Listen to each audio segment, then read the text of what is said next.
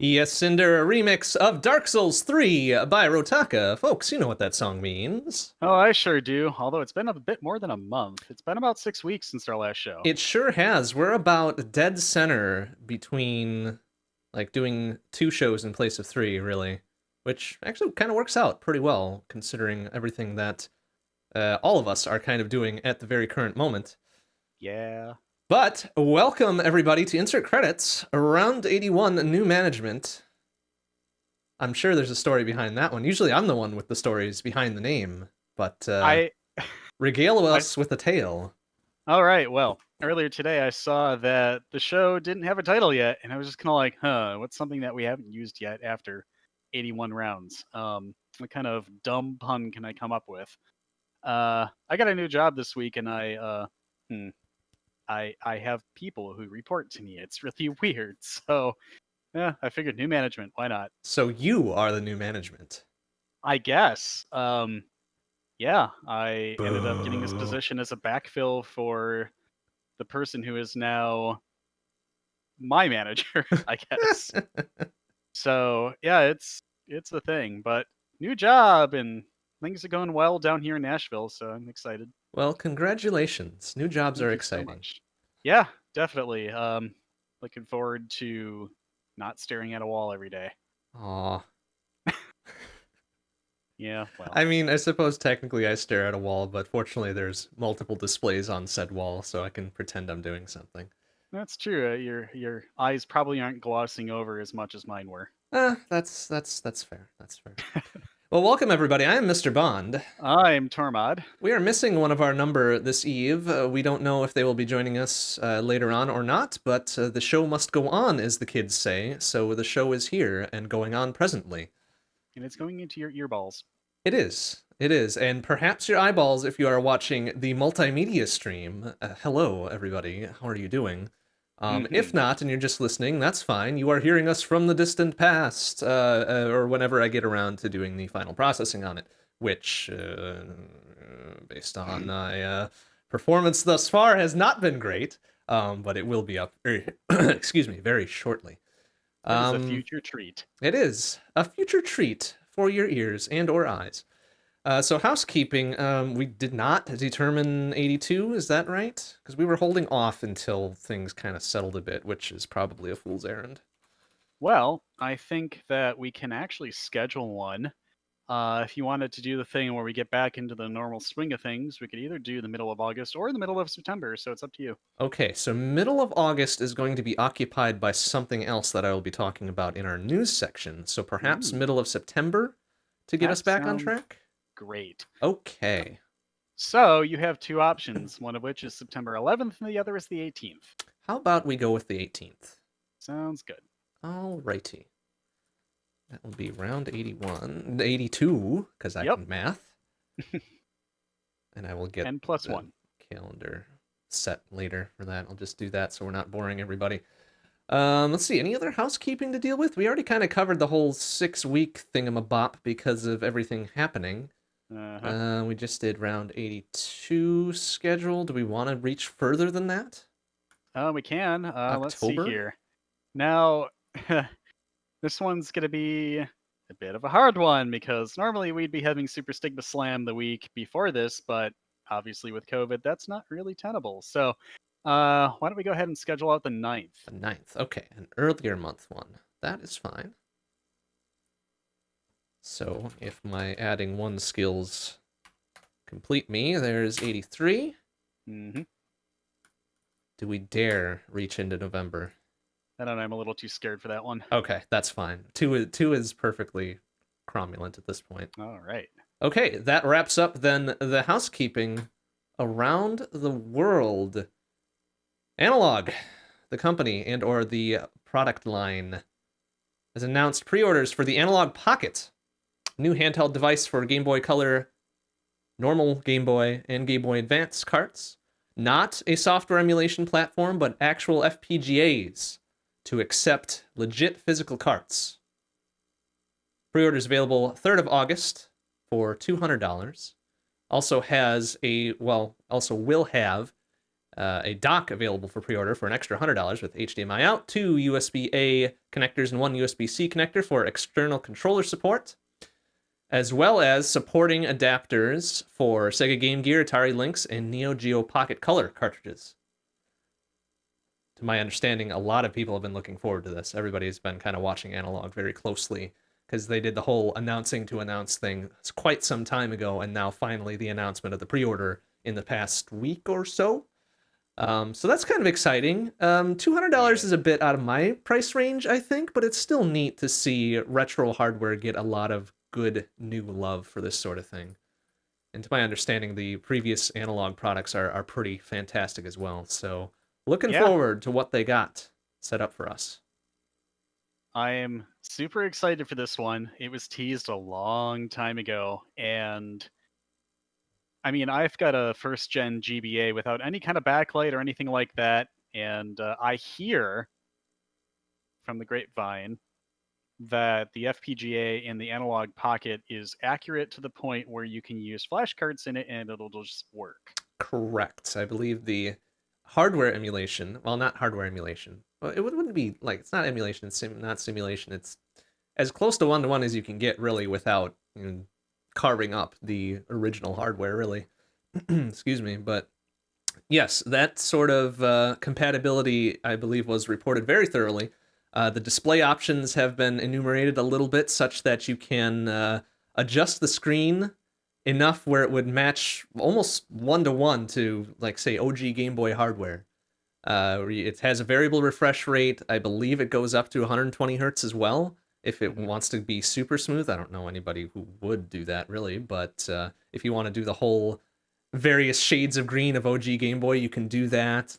You can do it with the minimal input lag, minimal all this other things to match whatever original hardware you're trying to play. So pretty neat from a hardware standpoint, neat from a software standpoint, neat just all around, and I hope it goes well. Yeah, no, I'm extremely excited for this. Analog has really solid products, and I haven't seen anybody else try to do this with a handheld console yet. I could be wrong, but no, this is pretty tight. I'm actually considering getting one. If you do, you'll have to let me know how that goes, because $200 is a lot of money to me for such a thing. However, I do actually have some OG Game Boy carts sitting around, and also a lot of Game Boy Advance carts sitting around too, so I might consider putting that into action. Yeah, it would kick my butt into getting back into Tetris DX, which is actually kind of what I would get it for. So, Ooh, 200 Tetris bucks for that? DX. Yeah, yeah, Hey, yeah. DX is great. I mean, if you're fast enough with your buttons, you can actually make the pieces climb the well. Really? I, Yeah. hmm. I don't know how I feel about that. So, real brief tangent. There is a task speed run of getting a max score without ever actually touching the bottom of the well. So because you get points for pushing down, you just make it climb back up to the top of the well and you push down again. Oh my So you never goodness. actually get any lines, but you max out the score. Wow. So it's it takes a long time, but tasks, I mean, why not?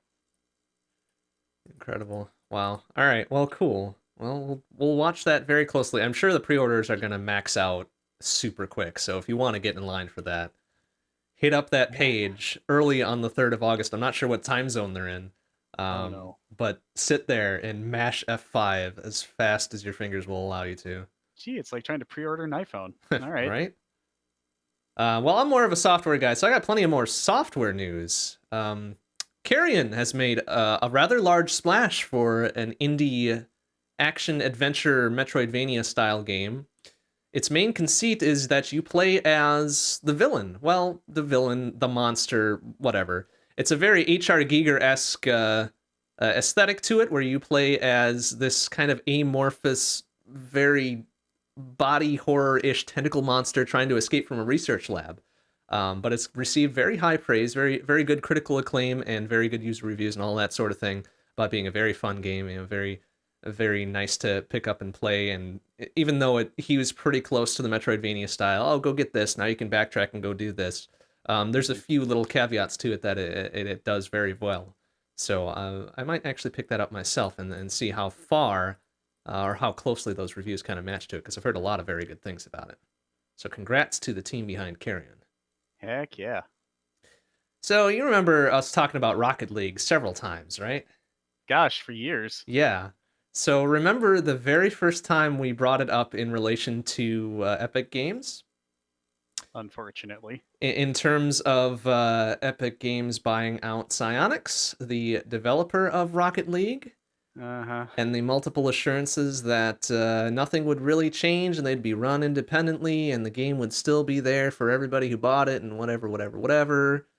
I believe we made the prediction way back then that, yeah, that's not going to last forever. And boy, howdy, it didn't last forever.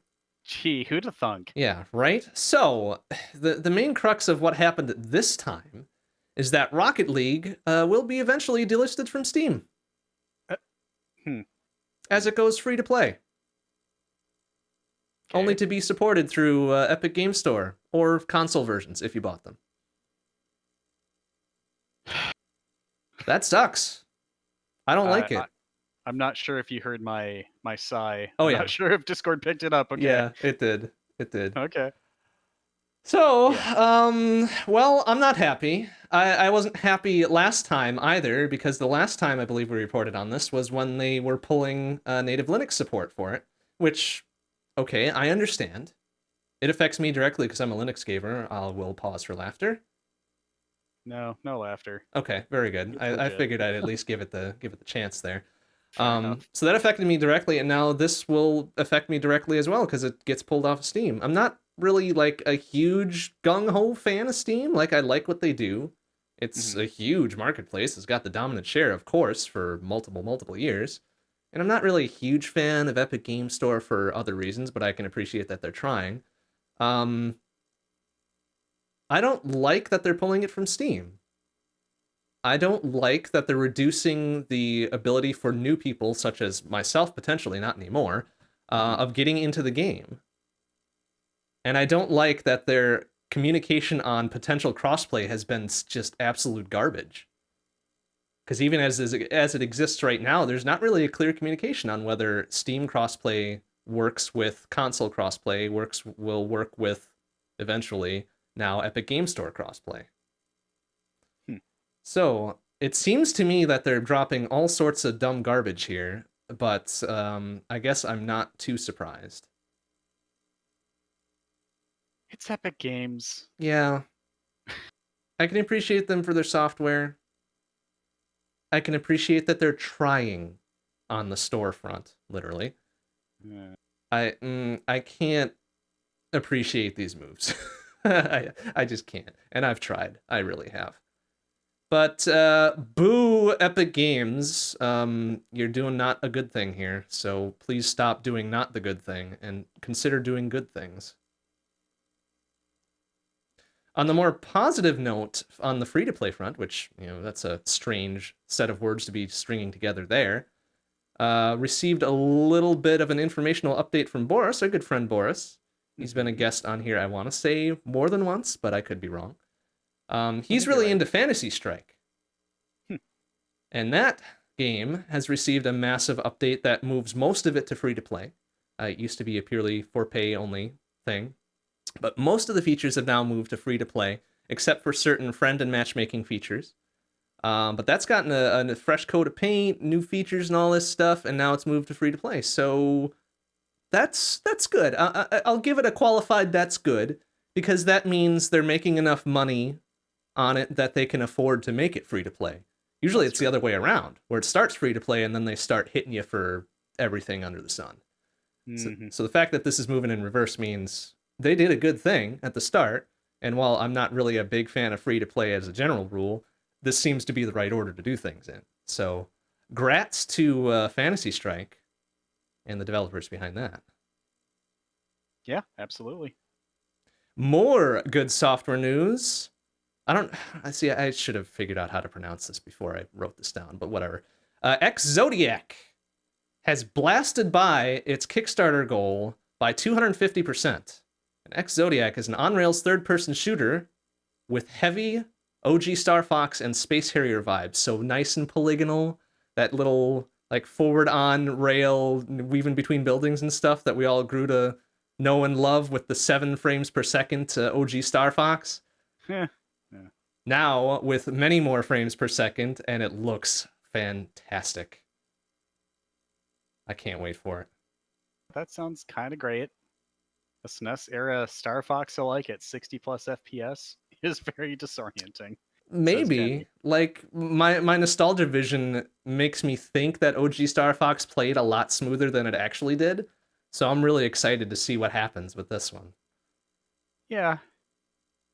Well, apparently it has a demo. That's cool. It does. I want to say it's now the demo's been expanded to 2 levels. I think it was originally released with a demo for 1 level, as the Kickstarter was originally kicked off. But yeah, I'm really excited for EX Zodiac. Like you never quite realize that you're nostalgic for very pointy '90s polygons until you see something like this, and it's like, oh, okay, gimme, gimme, gimme, gimme. Uh huh. All right, and my last little bit of news I will save for the end because it talks about an event that's coming up in the middle of August. So I will defer to you, Tormod, for your news. Okay, so, all right. I wanted to interject about something and decided not to. So, I don't actually have this in my notes because I figured Saxon would talk about it. But speaking of Star Fox and things, there was a Giga leak of Nintendo IP, I guess, that covered the NES library, the SNES library, some early source code for Link's Awakening, and a source code for SMW, and a bunch of stuff. And they ended up also finding the uncompressed audio from the voices from Star Fox 64. And, hmm, those voices make me feel things. That's all I'm gonna say. Is They're it great. okay? I was gonna ask if it was better or worse, but it sounds like it's better. So, I'm gonna have to find the clip for you at some point, but Wolf saying, "I can't let you do that, Star Fox." Oh, okay. Um, it's buttery smooth, and I have feelings. Yeah. So yeah, definitely go check those out. There are tons of posts all over the place where people figured out how to decompress the files and get into the repos and such, and you get to see all the different sprites. You get to see the evolution of, I don't know, what a Yoshi looked like for SMW. Hint, it's horrifying. Um, Stuff like that. There was an early non-released platformer that ended up using Bob-omb Battlefield and as a song, I should say. But the platforming was utterly terrible.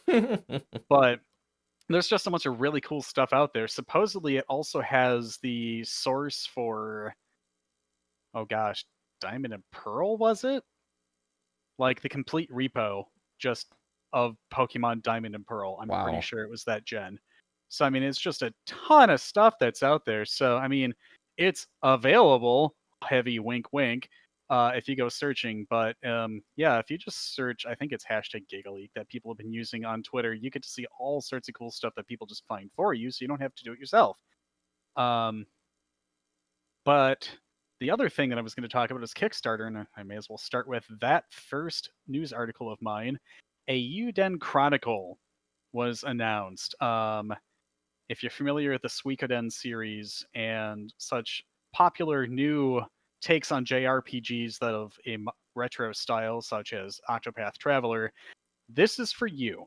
This Kickstarter started, I don't know, like a week ago, maybe.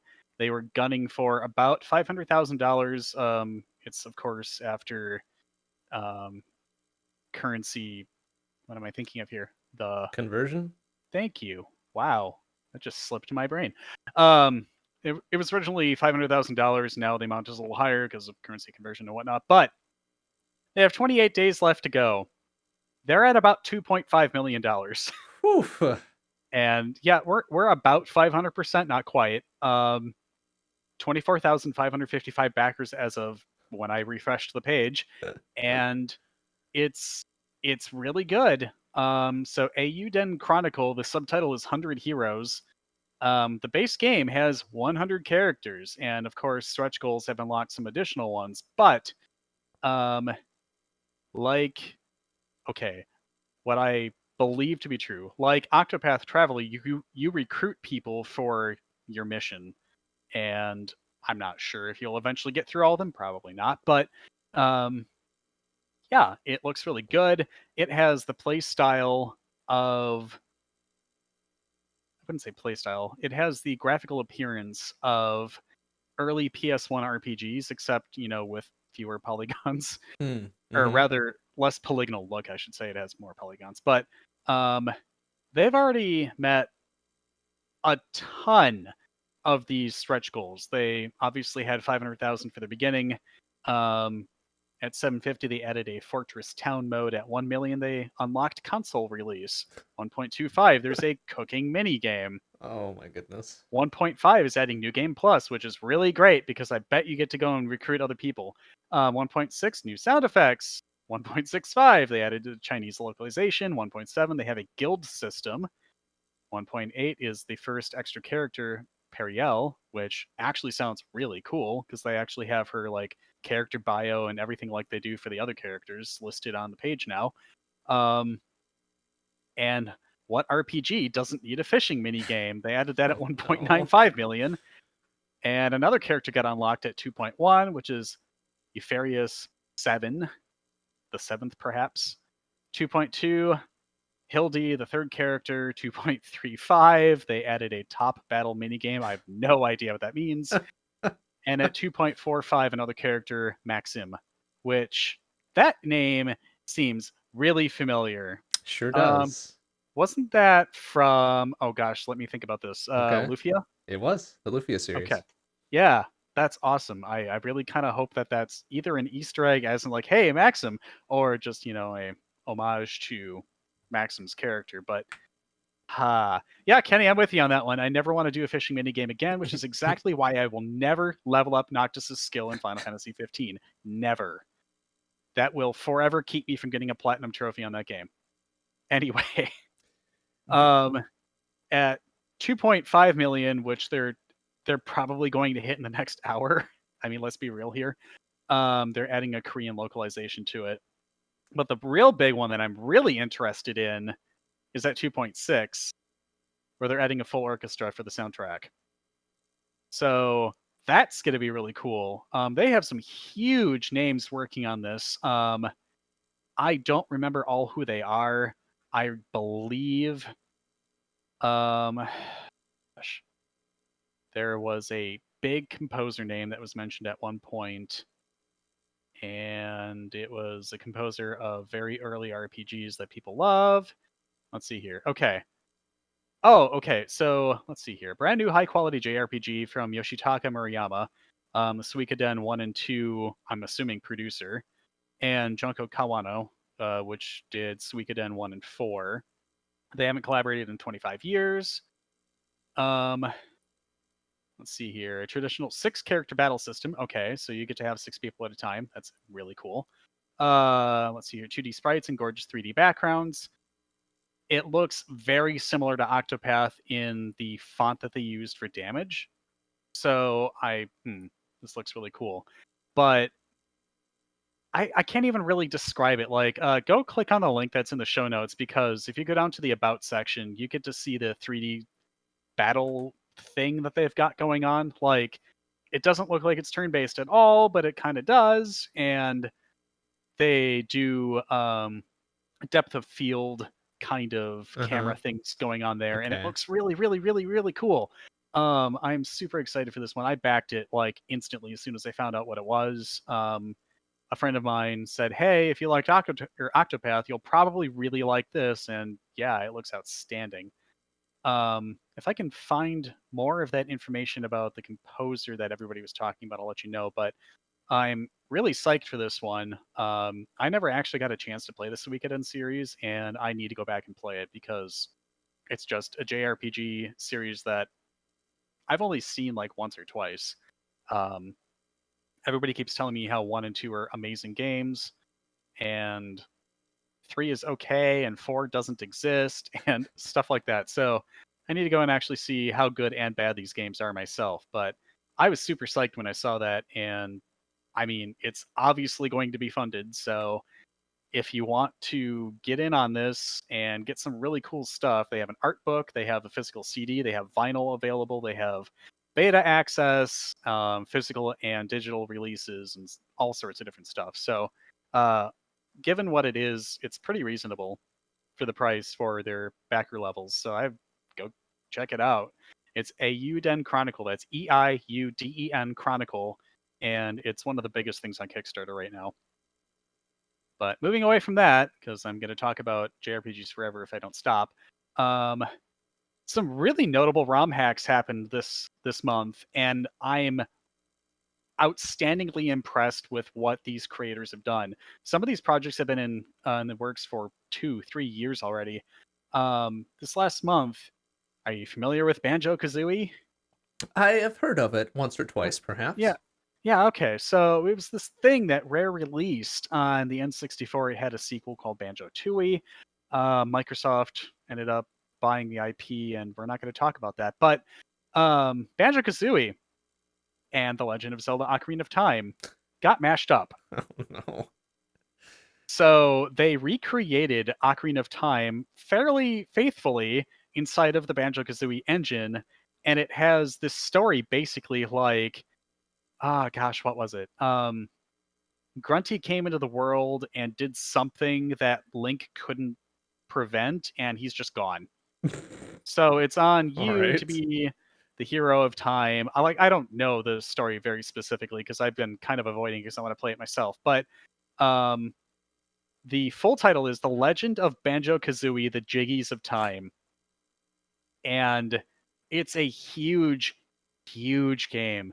And I ended up watching Author Blues play a little bit of it when it had a pre-release that was a week before the standard release. And it is absolutely a collectathon. Um, it is very unforgiving in some areas, much like Banjo-Kazooie. If you manage to die, you lose all of your notes and jiggies. Oof. Yeah, and they treat certain areas like Death Mountain, like Donongo's Cavern, and everything else as one area. And oof, uh, very painful, but very reminiscent to the original game. Um, it's an outstanding project. It's available. Go look it up on YouTube. The creator has download links in there for if you have this version of 1.0, you can patch your ROM with this and such, so that you can actually get the game. So it looked and played great. The biggest thing that I noticed, and of course it's because I'm a music nerd, they Grant Kirkhope-ified the Ocarina of Time soundtrack extremely well. Like, it sounds like something he would have made. And that impresses me so much. Um, the level of detail that they did both on recreating the environments and the music and everything else is just spot on. Um, Highly recommend it. Go check it out. The soundtrack alone is worth it. Um, this month, another Ocarina of Time ROM hack released. This one is a totally new thing.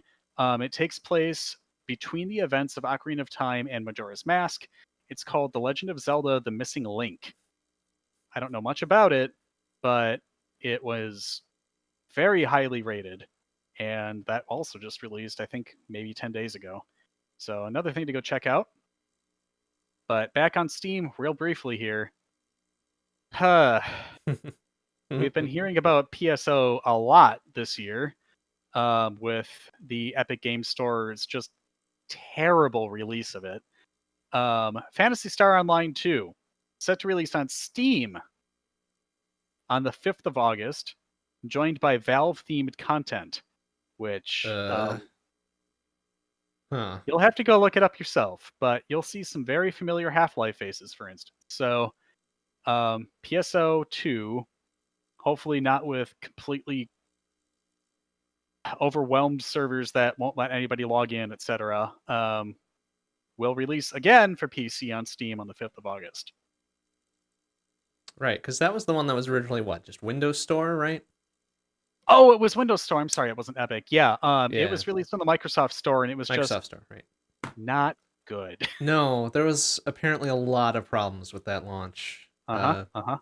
Server congestion issues, even notwithstanding, there was not good things I have heard about it. However, have heard a lot of good things about the game in general. Once it's up. In particular from one source. So I might look at it like the games like PSO and PSO2. It's not really my thing. Like I might grab it and see what it's about, but it's one of those Memorpigs that I've been told it's not really a traditional Memorpig where you need dozens and dozens of people to do this or whatever, and I'm just like I'm sorry, it's just not my thing. But you know, I'll give a fair shake to anything once. So if it or not if I guess since when 5th of August when it gets out of that Microsoft Store garbage, I might give it a shot. Fair enough. Yeah, I never played it. I've only ever watched somebody play it. It was released for the Saturn, right? The first game, I think. That sounds right. It was on one of the maybe not super popular consoles, but yeah, it was definitely around that era. I know that you used a 56K modem to play the game at first, and I think it's the Saturn. So, yeah, no, I mean, Phantasy Star, the series, is extremely well regarded. I just never owned any Sega consoles growing up, so much like Sonic, I never played this series. Oh no, Might be an opportunity. you picked the wrong obscure console. Oh, Dreamcast. It was the oh, not Saturn. I'm Dreamcast. sorry, it was Dreamcast. Wow, yeah, Yeah. Dreamcast. It was. I don't know Mm-hmm. why I said Saturn. Well, Wow. I mean it's sort of a well, I guess it was the one before, right? So okay, it was a little bit too early, but yeah, the Dreamcast. Yeah, it was the Dreamcast. My bad. Hmm. Yeah, no, I mean, that was the elusive VGA out console that actually supported it on launch for certain games and things like that. No, they had a lot of interesting things going on with the games on that particular console, but well, PSO. Oh, maybe I'm thinking of the original PSO then. Mm-hmm. Mm-hmm. PSO2 apparently was on GameCube. Okay, so there must have been a net adapter for Yes, GameCube so too then. there was. They Huh. did have a LAN adapter for it, I do remember.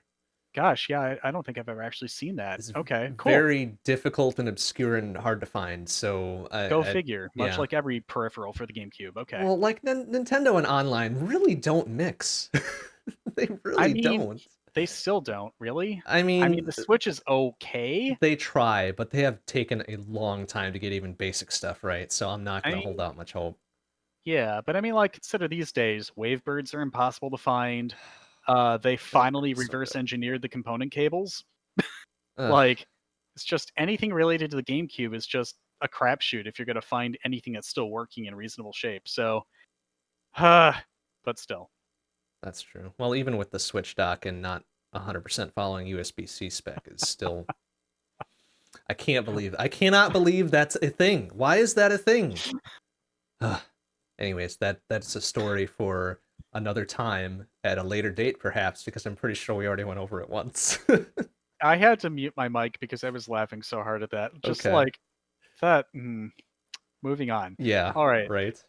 So, how about your last news item? Okay. So my final news item. This is actually one that's been in the works since I want to say like March or something. Oh, wow. So a long time ago, I expressed an interest in planning an event to replace our Extra Life event that was going to be in April, but we had to cancel because everything was canceled back then because this whole thing called a global pandemic, COVID-19, is still going on in the US mostly. Thanks. But back then, when everything was kind of shut down, it's like we were kind of going through some other changes for our own structures and stuff, right? We were thinking, okay, well, we can't do Extra Life 2020 this year. That sucks. And then some other things happened, like, oh, we can't do Super Stigma Slam 2020 this year. Well, that sucks. Okay. But that left a huge void, right? In what we want to typically do every year for charity streams, for getting together, playing games, you know, doing cool stuff and whatever. So along came this kind of other opportunity I decided to do. So this takes a little bit more backstory than that even. Back in, oh man, how long ago was this? I want to say back in either January or February, and maybe Kenny in chat, you can help me out with this because my memory sucks. Assault Android Cactus, that wonderful gem of a PC game, and I say that without any sarcasm. I'm sorry if that sounded sarcastic. Wonderful gem of a PC game, first released in 2015, finally got a physical release on Nintendo Switch. through super rare games. They did like a 2,500 unit run of it or whatever, and everybody was scrambling. And that's actually legit too, even though it sounded sarcastic. Everybody was scrambling to get copies of it, and it sold out in less than a day.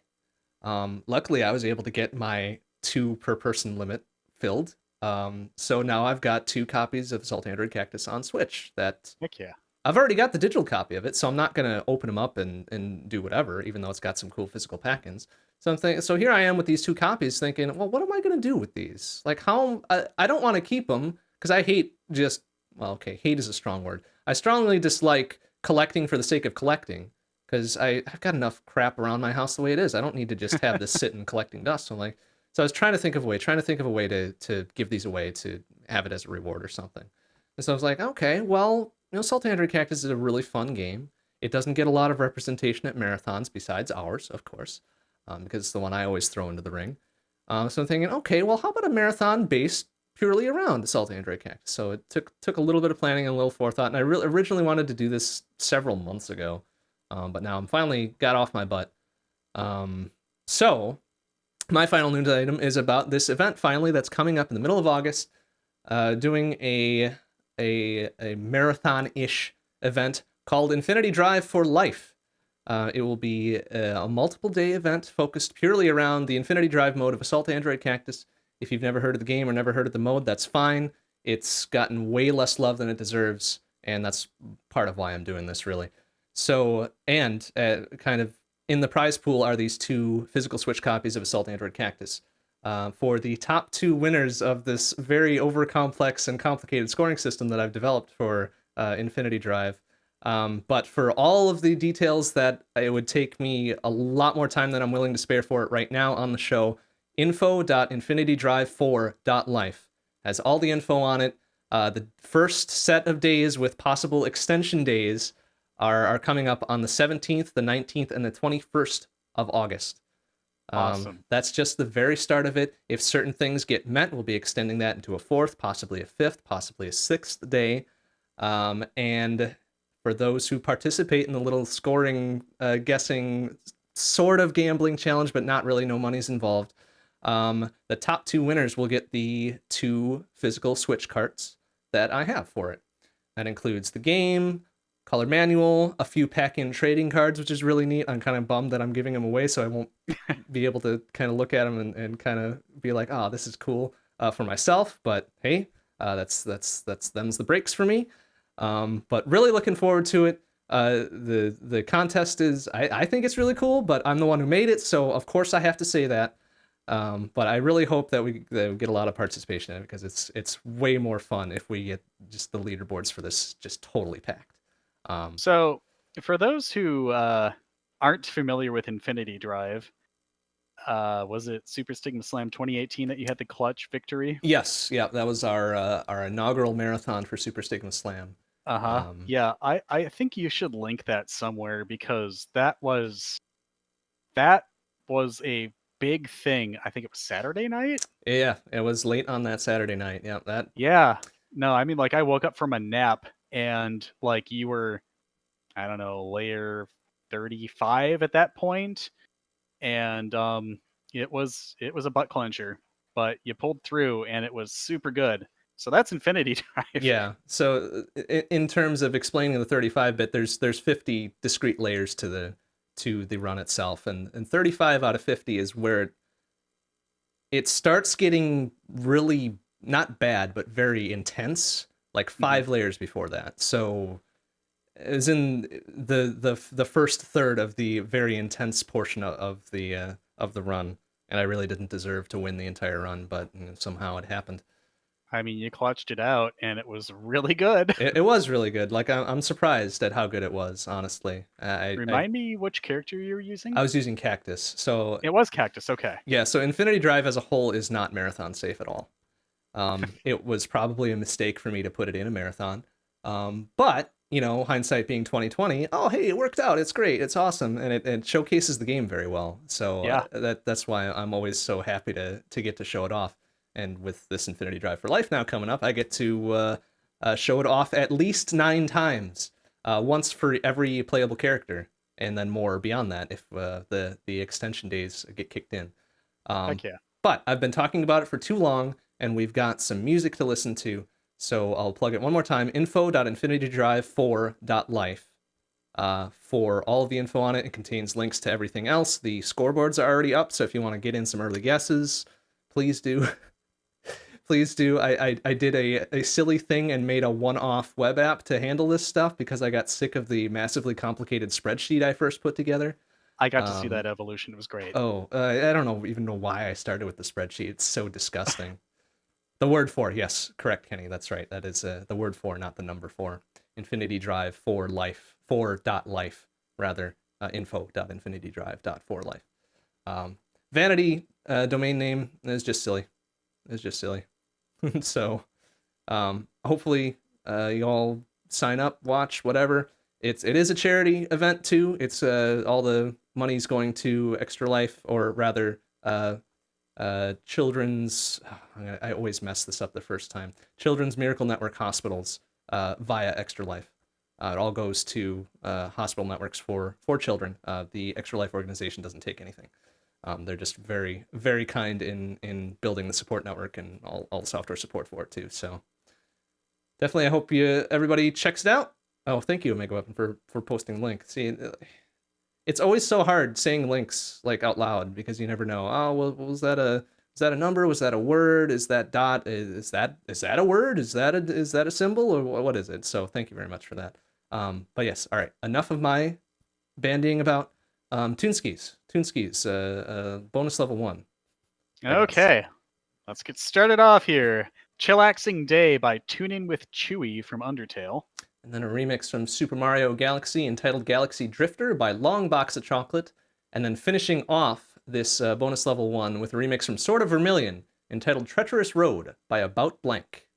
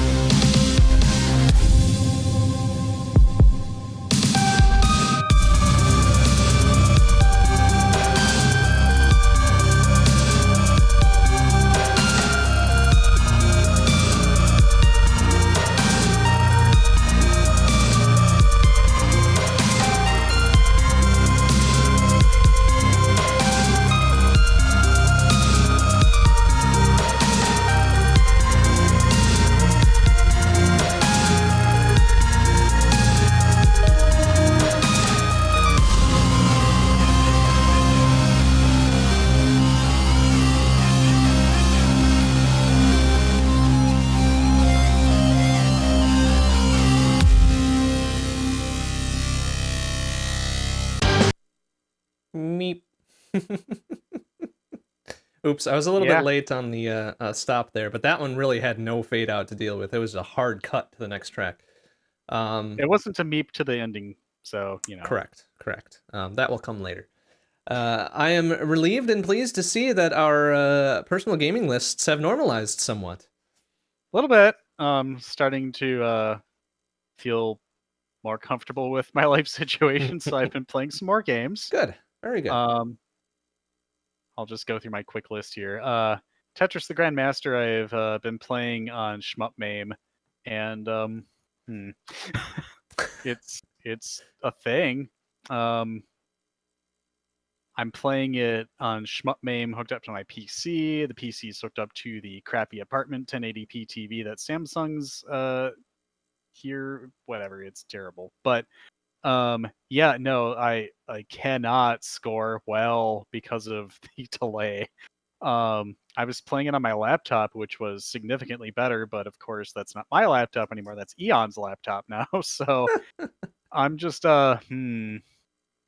yeah, I don't know if I'm gonna really play a whole lot of that before we move because oof, it's just big oof. But um I did manage to get into 20G a couple times when I was playing off my laptop screen, so there's that.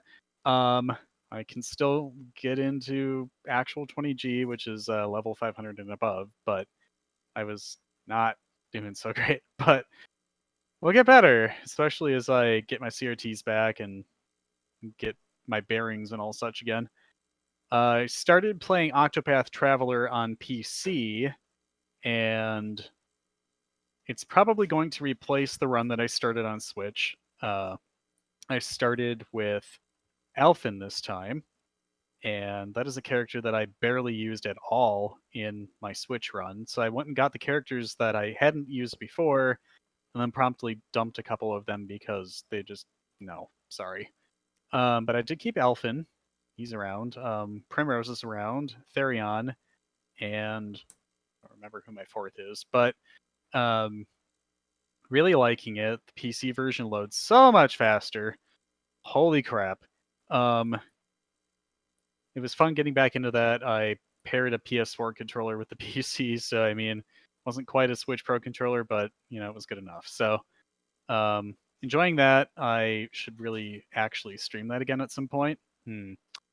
But that will have to be a weeknight or weekend thing, as I now have a job that I work until 5 p.m. and actually work until 5 p.m. So that will perhaps come back a little bit before moving. We still have a month. So um I was telling Vlad about CEMU and how there are so many graphics packs and mods available for Breath of the Wild, the Wii U release, that you could play in 4K 60 with some fixes. Like Kakariko has some weird shadows that you can just patch out because they did something weird with bit flipping and things like that. So loaded that onto the PC, and I kind of want to actually play it at some point. Vlad had started a save on Breath of the Wild, and I had been watching, and I'm very interested in perhaps watching some more of that later tonight, Goff. But um, it's a very cool game. I didn't think that I would like it as much, but after watching it and seeing how open world it is, it kind of reminds me a little bit of Final Fantasy XII's overworld experience. So, um, I dig it.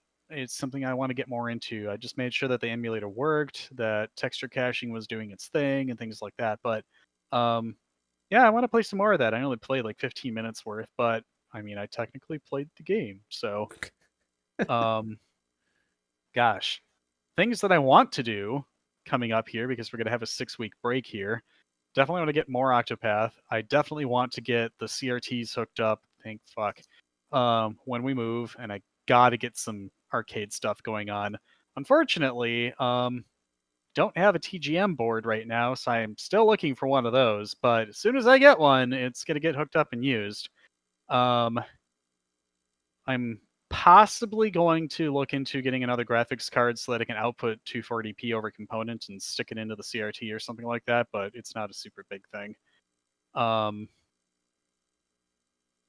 I want to look more into Breath of the Wild. I am curious about possibly streaming some 3DS games. Citra is a 3DS emulator that has dramatically improved over the last year. They started adding Vulkan support, which you know how that's impacted other emulators. I can play Fire Emblem. Um, gosh, what is it? I don't remember the name of Through it. three houses, or was that the other console No, one? that's the Switch one. Okay. Whatever. The Pa- first Fire Emblem for 3DS. I'm tired and I can't remember names right now. Path But of Radiance, Path of Heroes. no, we're going Uh, way back to GameCube there. yeah, I have no idea. Like that shows you how much I keep up with that series. Oh my Not at gosh. all. You know what? I'm gonna be real upset if I don't look this up real quick. Alrighty then. Awakening. Gosh, it's my favorite Fire Emblem game. You'd think I'd remember it, but they finally fixed the weird fire slash smoke texture issue in Citra, so you can actually play the game and see it. Um, so I kind of want to go through that. I want to go through Bravely Default. Um, I never actually finished that game on the 3DS, and then I watched the prologue for Bravely Default 2, or Bravely Second rather, and I was just like, God damn it! I just spoiled the end of the game for the first one. So that was on me. Oops. But I would like to go through and play Bravely Default because it's a grindy game, but you can turn on, I don't know, you can turn the encounter rate down 50%, down 100% in the same way the other direction. You can have auto battle turned on, you can have battle speed turned up by 4 times, things like that. Like, hey, I want to go grind some XP for like, I don't know, 4 levels. 20 minutes later, you're done because you're just running around in circles and it auto battles for you. It's real great. It's the definition of JRPG grinding. But the game itself has a really interesting story. The soundtrack's really great. But other projects I'm not really sure of yet. I definitely want to do those things because they're PC oriented until I get more things hooked up and things. But um, as I mentioned, Suikoden because I never played that. The Breath of Fire series is another that I'm kind of interested in getting into. I've never played any of those games, and they're classic SNES JRPGs. So Didn't um, we try to play one of them at one point? I think we try to play some sort of fanlation of something, but Maybe it wasn't that serious then. no, I'm pretty sure we like got maybe an hour or two into something and then just never played it again. Or was that Terranigma? I might be thinking of Terranigma. Oh, I know we tried that one and we couldn't figure out how to play it really. Mm-hmm. Like we're like, cool, we got out of this tower, and now what? Yeah, that was definitely it. That was the one with the weird, like, walking around the inside of the planet or something, right? Kinda, yeah. Okay, so we definitely tried Terranigma. I ended up getting a, gosh, what was it? A repro cart of the English release, which was only available in Europe, but it's Okay. patched from 50 to 60 hertz, so it Oh, plays on NTSC consoles. So, I mean, I could just use a ROM or something like that, but I ended up finding this really sweet repro like, I don't know, 4 or 5 years ago, and I haven't actually used it yet, but that's another game I'm really interested in. And probably go through and play the Illusion of Gaia game one more time. Um, Gosh, what is that? Um, was it Breath of Fire? No, it was something Illusion of Gaia and Terranigma that all three of them were kind of in the same world or oh something like that. yeah. Soul Blazer, that's what it was. Okay, yeah, that makes a lot of sense. So yeah, no, Terranigma, like somebody was explaining the game to me and I was just kind of like, oh, we never actually got outside and actually got into the overworld No, ever. no, we didn't. So like supposedly if you liked the combat from the Illusion of Gaia, they heavily improved upon it in Terranigma. It's similar, but it's better. So Hmm. I don't know. I obviously haven't played it myself, but I'm looking into it at some point. But yeah, it was just kind of like in college when you're like, hey, you should try other SNES RPGs like this thing called Chrono Trigger. Oh, Chrono. And I was That's just kind of like, right. what's that? And then I ended up just binging the game. There's so many SNES JRPGs that are actually translated in English that I just haven't played. So I want to go do the Breath of Fire series because, I mean, that's another thing where it's got tons of games and they're all released, in the 90s. So there's just tons of content there. So there's so many games I want to play, and all of them are retro except for Octopath. Octopath is, my modern sweetheart. So yeah, that's stuff to look forward to. Still gonna look into getting a board for TGM, but that's probably gonna be low on the priority list. So Breath of the Wild, you said you weren't expecting to like it. What was the most recent, like, kind of mainline traditional Zelda game that you played? Gosh, Which might not be very recent at all. it's not really. I tried playing a little bit of Twilight Princess, and I was just kind of like, I I like the game. I like watching the game. Playing the game was really disorienting for me. Like, for whatever reason, the shitty camera inside of Ocarina of Time was easier for me to deal with than the fluid camera motion in any of the later games like that. Interesting.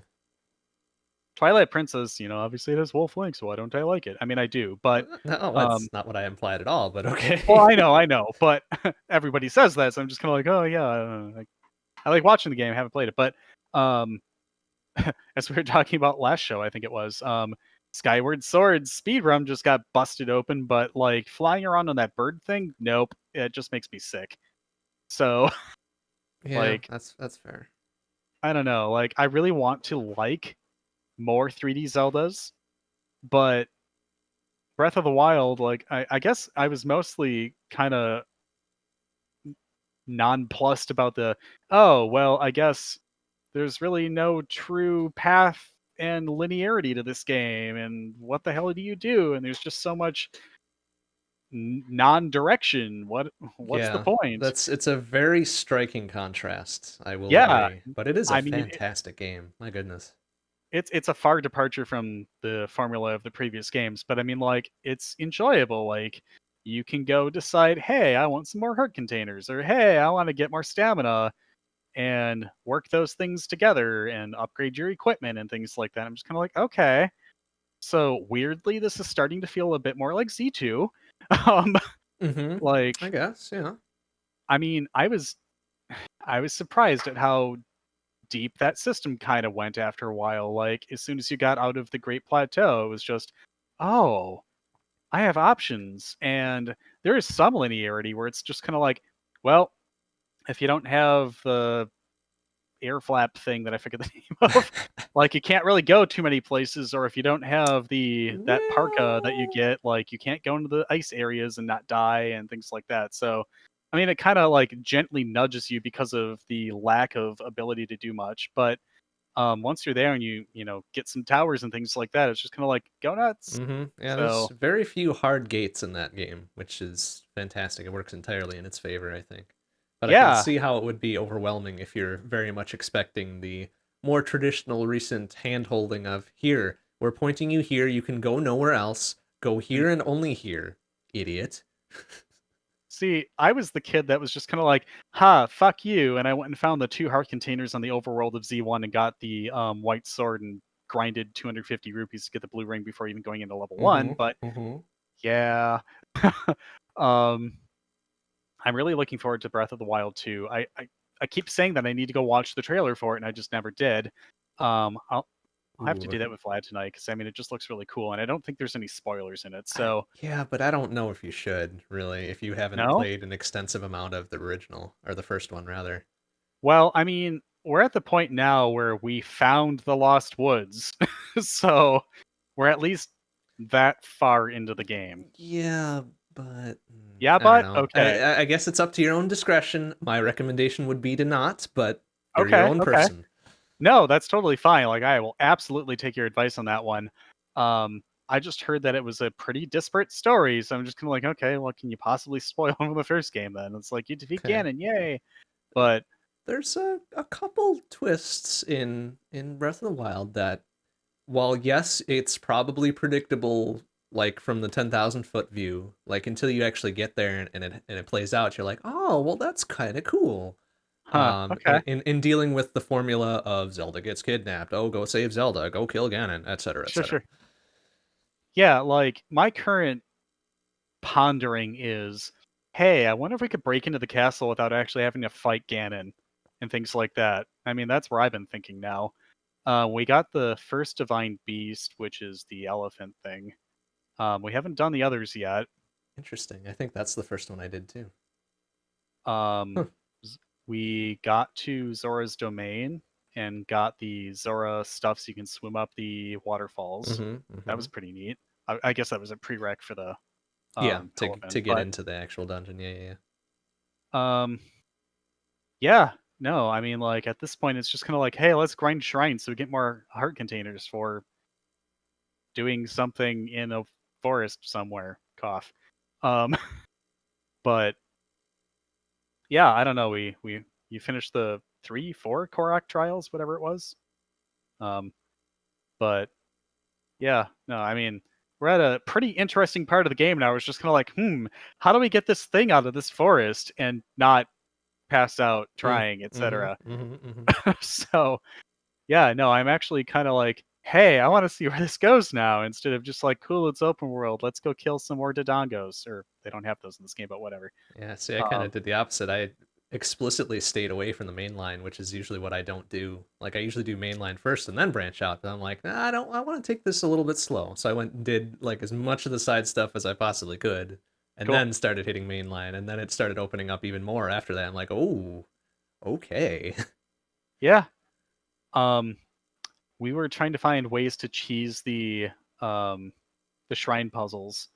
Like we Mhm. ended up finding a way not to use one of the small keys, and I swear I Mhm. remembered something in an earlier shrine where it's like, hey, small keys you can use universally at all shrines. I swear it said that. So I was just like, cool. We exited the shrine with an extra key, and then we go into the next shrine, we don't have a key. I'm like, come on. I Oh, was all excited, like, hey, we got to do this thing that was an exploit, but no. yeah. There are definitely some things you can skip. They're pretty good about not making it super easy to do, which is nice.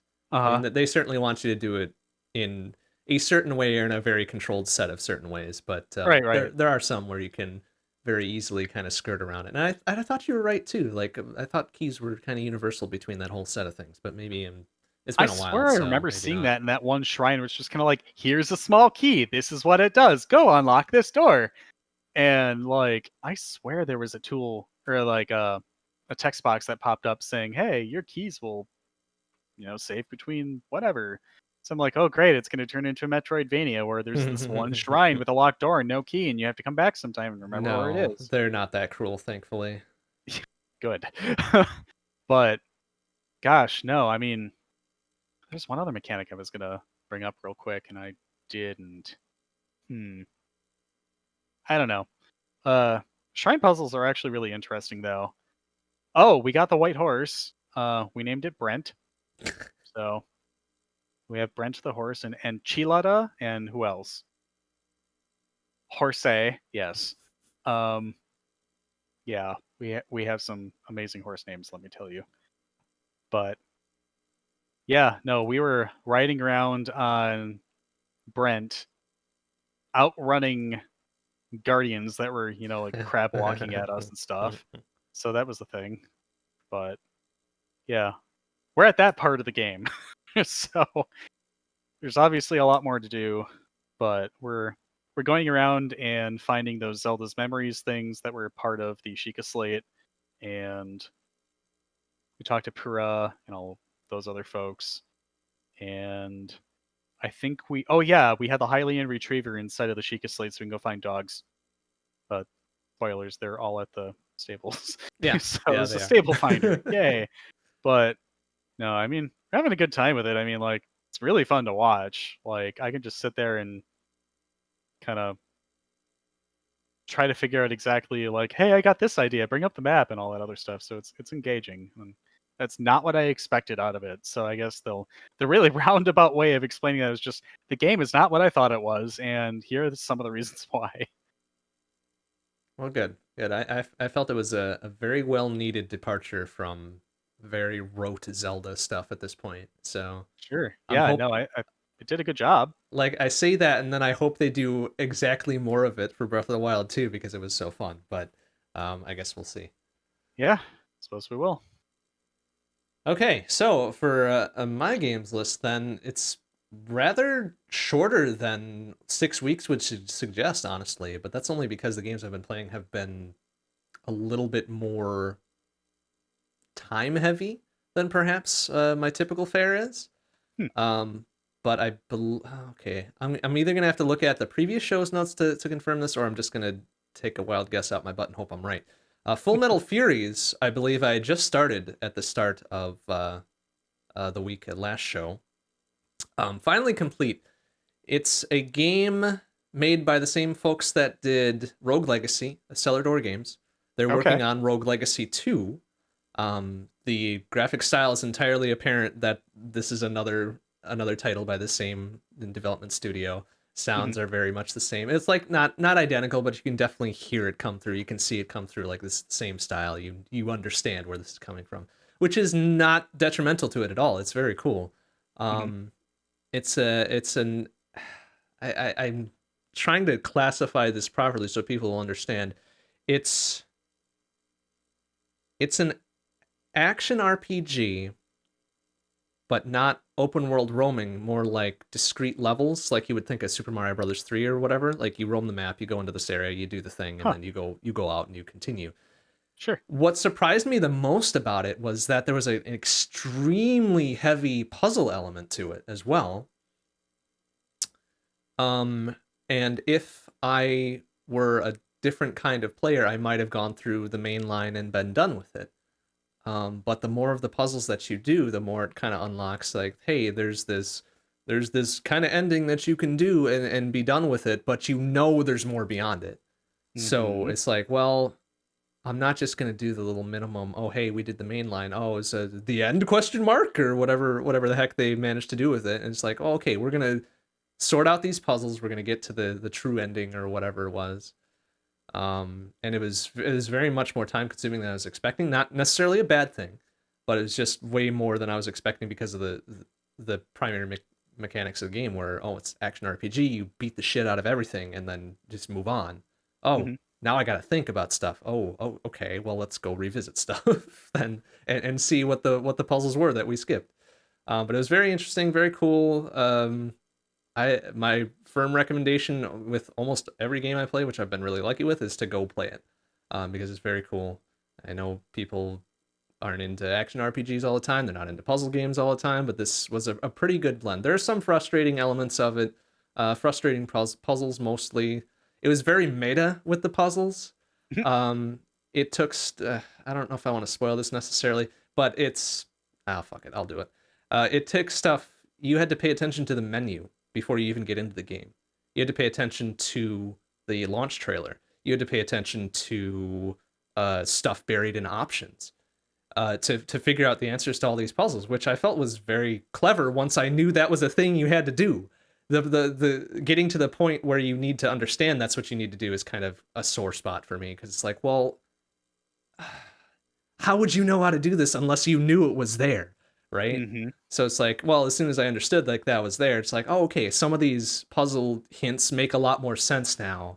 It was very well done after you hit kind of all the way through and you kind of understand how they were trying to tie this together. But until that point, it was just kind of a little frustrating, which is unfortunate, but that happens. Whatever. So we're done with Full Metal Furies. That was a very excellent game. Right now, we're playing Hades.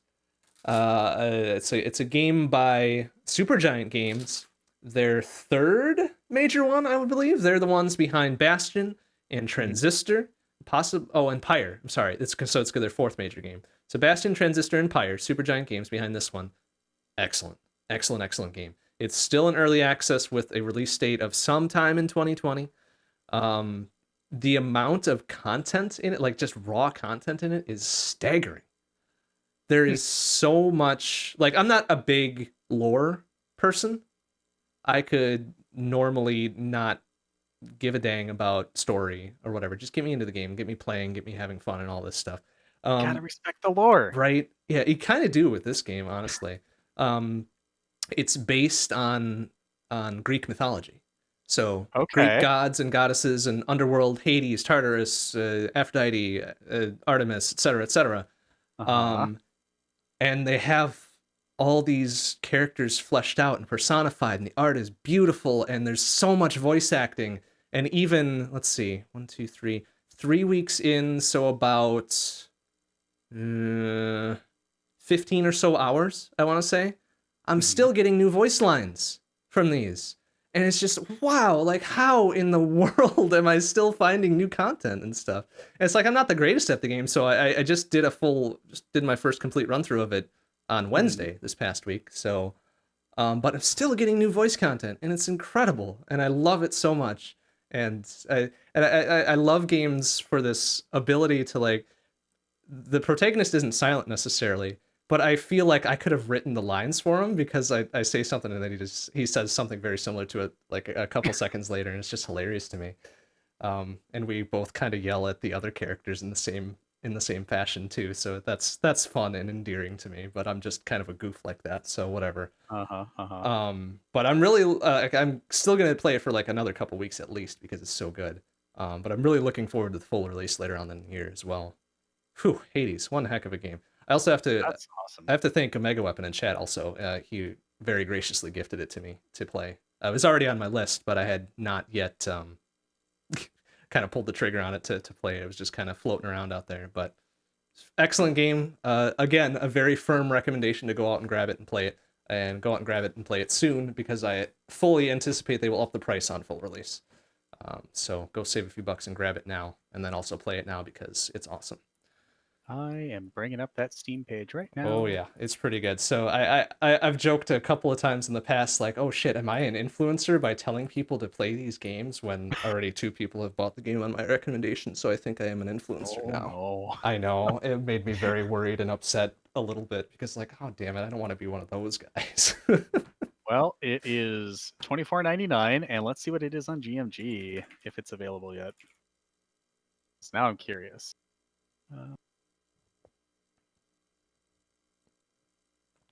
Don't believe you can get early access stuff on GMG. Okay. No, it's unfortunate, but yes, it's 100% worth it. I know people kind of shy away from early access games, like, oh, it's not finished. Oh, it could be completely different.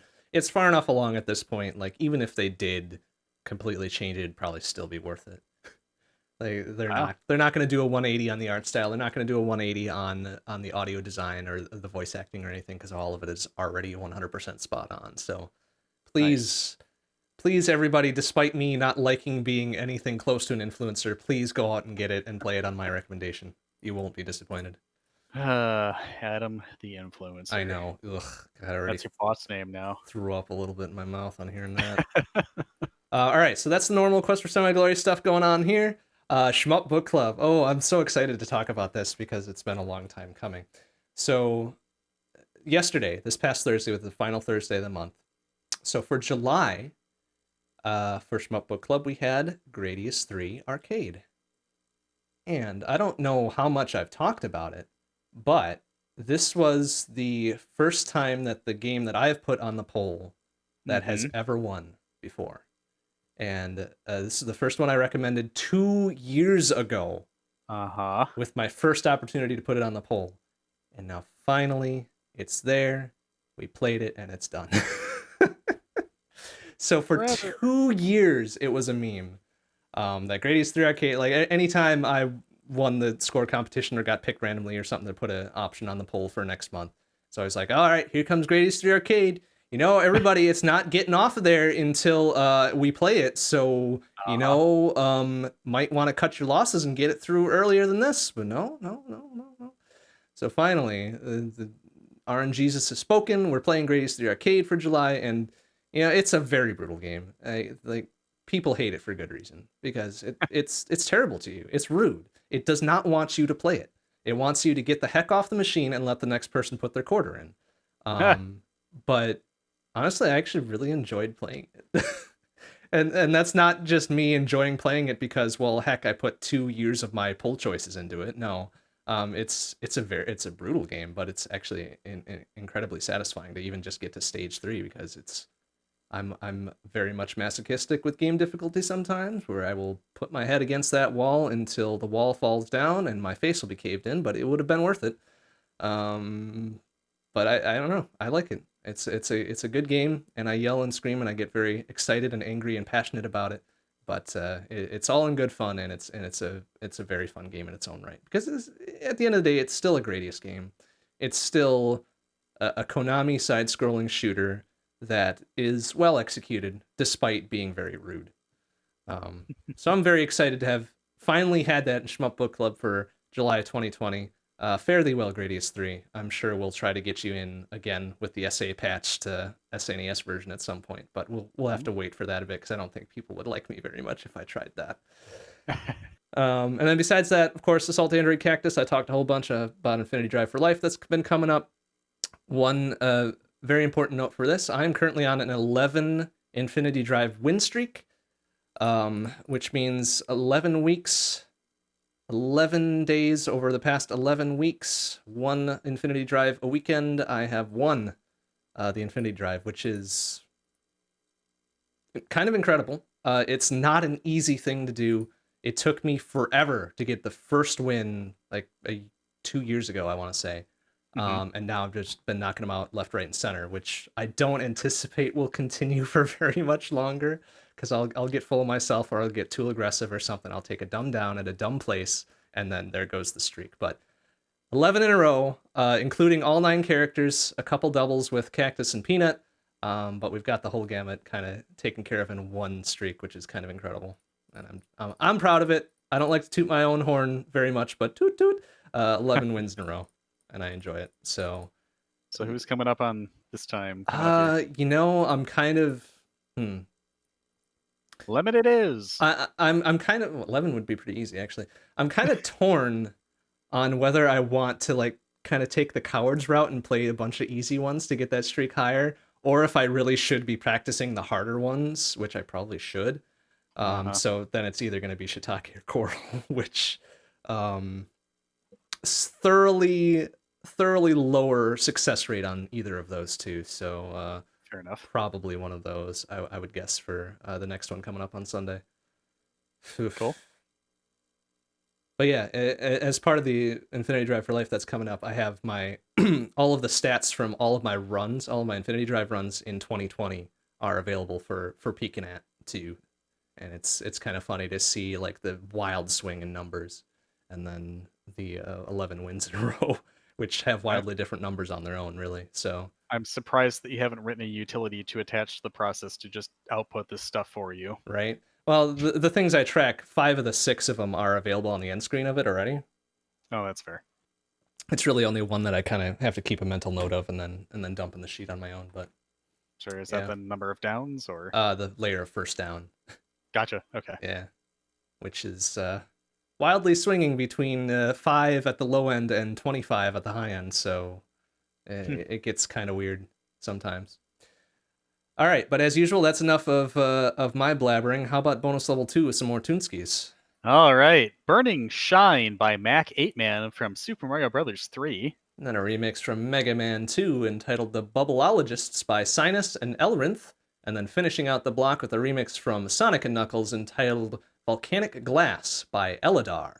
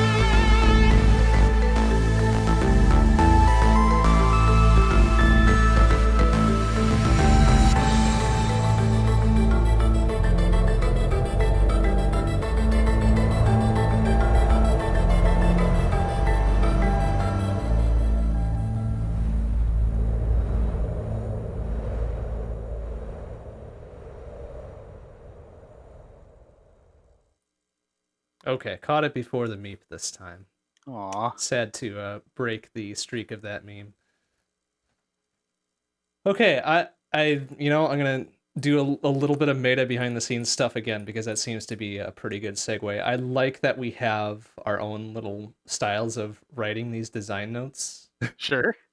That we put little stabs at each other in the opening stuff or whatever. Like when I get to mine, it'll kind of make a little bit more sense. But I enjoy that we have these certain writing styles that have evolved over the course of our now 81 rounds, which is still a wild amount of rounds to me. Yeah, absolutely. Many more to come. Absolutely. Absolutely. Okay, are there strong feelings as to whether or not you would like to start? This thing is just one giant shitpost, so I'm going to. Okay, very good. Please proceed. All right. So, this game is a dating sim third-person shooter. Mm. The Mhm. title, Aiming for Love. Oh, okay. All right, it's good. Uh-huh. It's good aim. It's good target. Uh-huh. Single-player game. Input That, method is twin stick. hmm. Uh-huh. Okay. Graphic style, a la Pet the Pup at the Party. Okay. All right. Low fidelity. I can get behind. Uh-huh. Oh wait, Audio low style. fidelity. Low fidelity What's that? for a love game. Uh-huh. Okay. Okay, so your audio style is going to be 90s rock, but with very obvious, or excuse me, it's very obviously rendered from sound fonts. Ooh, now what kind of 90s rock though? Like butt rock 90s rock or like true rock 90s rock or I'm thinking of like early 90s stuff that you would hear on the radio kind of rock. like now that's what I call music kind of rock? Probably, yeah. All right. As like generic and Windows 3.1 soundy as possible. Yeah. Okay. Okay. Oh, all Mhm. right. So, your point of view is third person, obviously. With it. Mhm. Yeah. Mhm. Um. all right. The story. Lock and love, baby. Uh-huh. Yeah. In Mhm. our post-apocalyptic world, factions of survivors form territories and villages therein in order to pool resources and work together towards survival. Travel between these territories is strictly forbidden, but teens, desperate for contact from outside their walls, created a primitive but effective dating network powered by hopes and dreams. Of course, this meant traveling away from their home territories, and this travel became necessary, but in the pursuit of love, anything goes. Oh dear. The hook. Well, you can't go on any dates unless you go in person, so you'll be fighting your way to the agreed upon venue in a thrilling PvE fight for your life, love, whatever. It wouldn't be a dating sim if you didn't go on multiple dates, but once you do find a compatible lover, the game moves into duos with your AI lover against all those who would stand against your probably not intelligent union. And who knows? Maybe this post apocalyptic clusterfuck of a love story will unify the territories or some other heartwarming bullshit like that. Inventory, guns, bullets, sweat, and a lack of common sense. Ah, yes, the teenage years. Mechanics, use weapons, sometimes improvised, to fight your way between territories where you'll participate in silly dating sim mini games to see if risking it all for your date was actually worth your time. Objective, find your true love by means of carnage and unchecked violence. I mean, I've heard worse shit posts. Like, I would even hesitate to classify this as a shit post. Huh. Thank you. I don't know if that's what you were going for, but it sounds legit. I so okay. The background for this one, let's see here.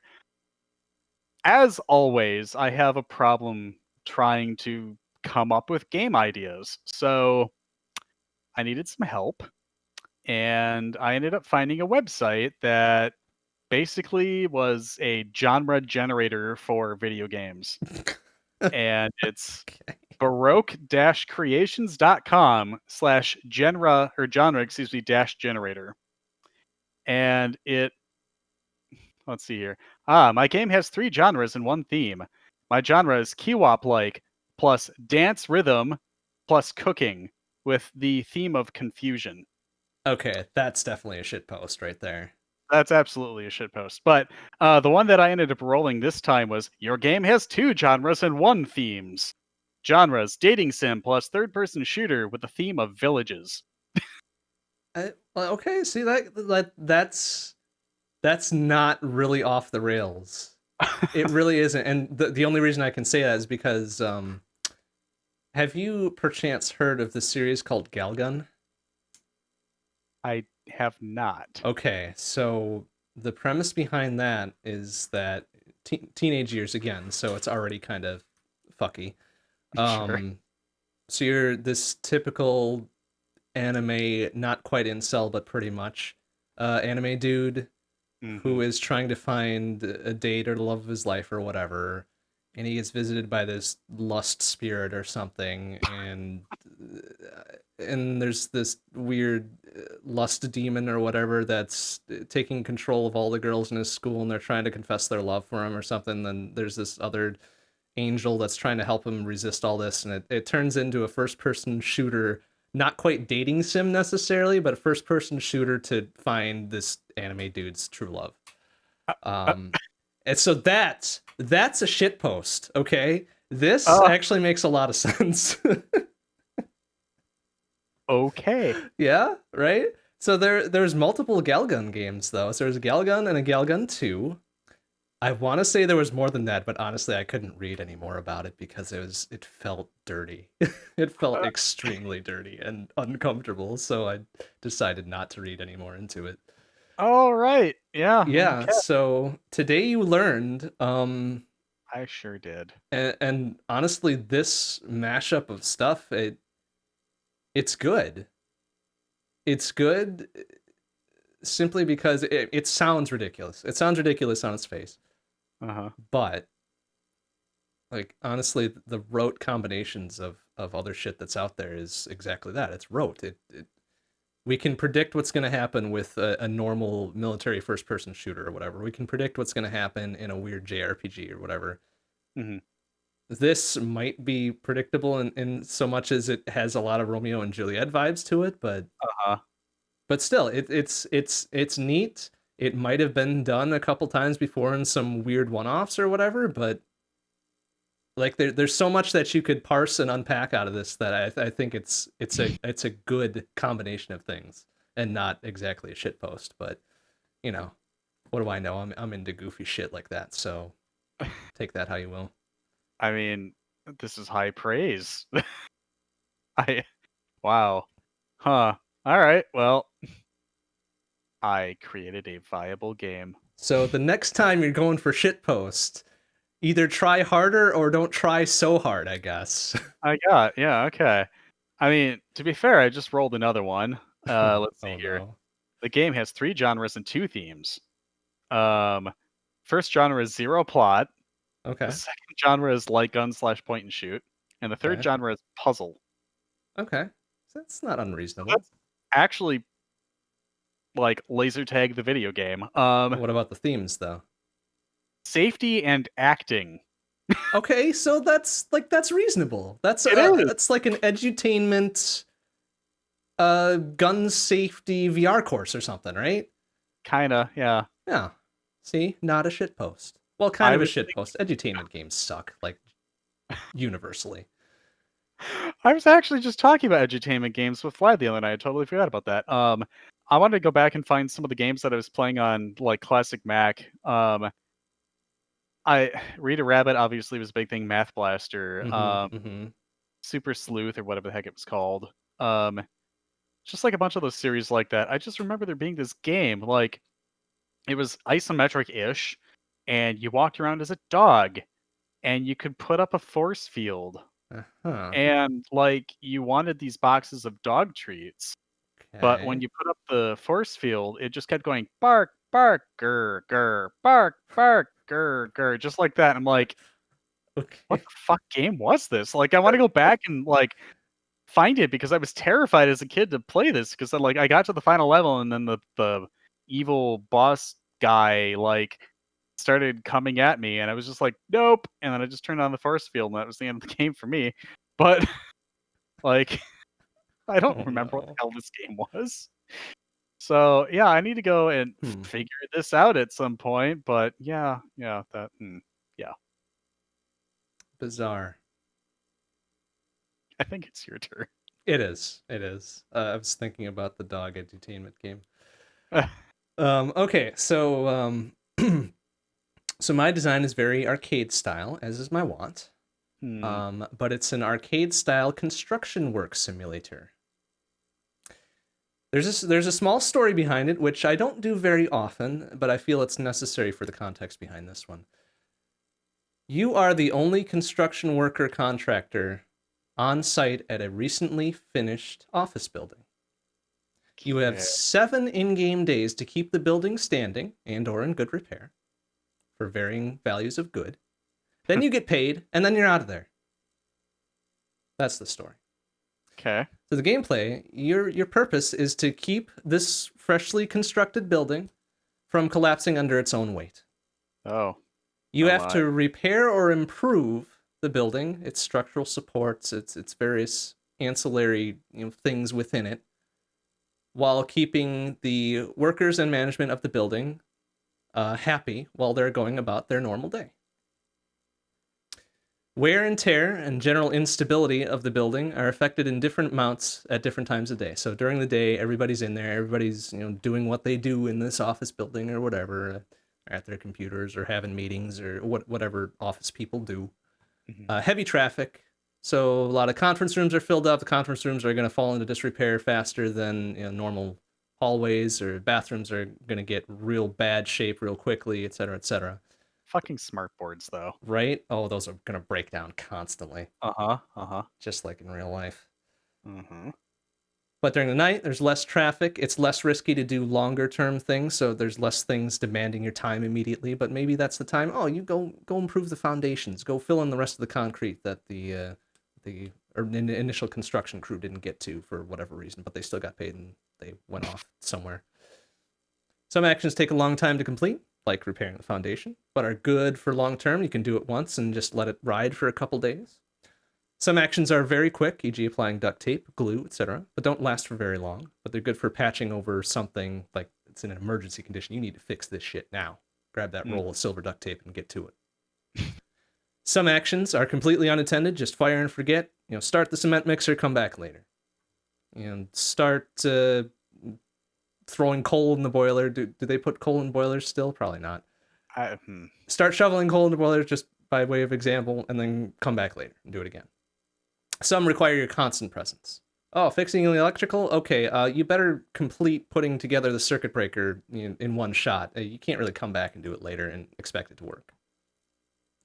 Now, because this is kind of stretched over 7 days of in-game time, it can take a long time. So you can fast forward time whenever you choose to have the quote-unquote simulation go along, and it's at an accelerated pace to get to the next like fire or something. Hopefully not fire, because that would be bad for your score.